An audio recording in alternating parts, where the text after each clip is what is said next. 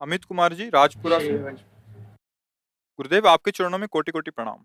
महाराज जी, हमारे घर में एक कमरा है जिसमें हमारी श्री जी और ठाकुर जी की सेवा होती है, और उसी कमरे में मैं और मेरी पत्नी और बेटा रहते हैं। कई लोग कहते हैं अपने कमरे में श्री जी का विश्राम नहीं होना चाहिए। महाराज जी, अब इस तुम परिस्थिति में किसी हम की क्या बात करें? मानो, किसका है?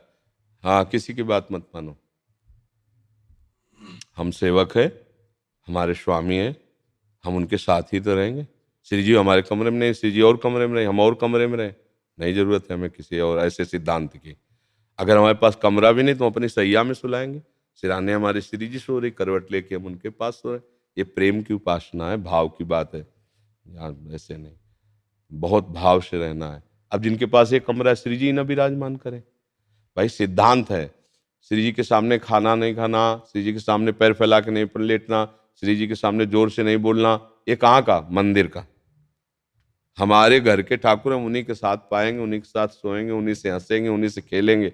बुरे बुरे भले जैसे भी हैं, बेपर्द उनके हम सामने हैं। वो हमें सुधारें, वो अपने लायक बनावे, चलावें। ये अपने घर की उपासना है। किसी की बात मत मानो। हाँ, प्रसन्न होके चलो। ये सब ये सब बाहरी बातें हैं। अपने प्रेम में बाहरी बातें नहीं होती। बाहरी सिद्धांत ठाकुर जी को अधीन नहीं कर सकते, ध्यान रखना।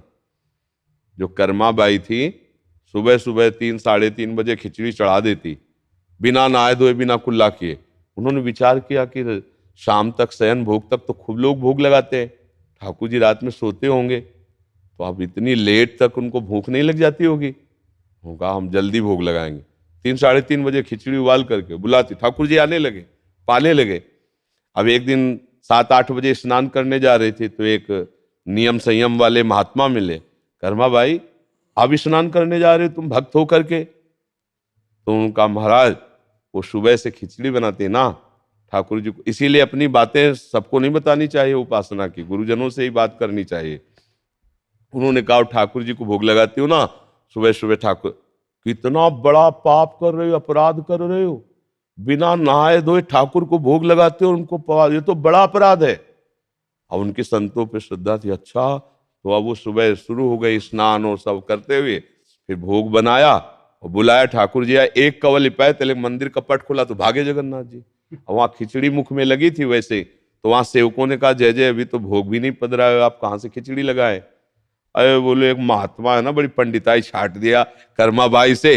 अब वो हमें प्यार से तड़के पवाती थी, अब उनका भोग लेट विलंब से लगा, इसीलिए ऐसा। तो अच्छा, तो उनका आदेश कर दो जाके कर्माबाई को कि तुम जैसे बनाती थी वैसे ही बनाओ। ये सब सिद्धांत दूसरों के लिए, प्रेमियों के लिए नहीं, भगवान ने स्वयं कहा। तो इसलिए अब हम मान लो एक छोटा सा कमरा है, अपने परिवार का पोषण कर रहे हैं, तो उपासना नहीं करें हम श्री जी की सेवा ना विराजमान करें। ये किसी की बात नहीं माननी है, अपने मार्ग से चले।